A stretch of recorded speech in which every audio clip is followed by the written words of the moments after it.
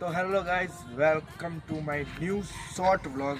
અને આપણે અમે જઈએ છીએ હવે આપણે રામાપીર મંદિરે જઈએ છીએ જમવા, મતલબ ખાવા. અને ત્યાંના થોડા ક્લિપ લીધા છે અમે, તો એ તમને બતાવીશ. ઓકે,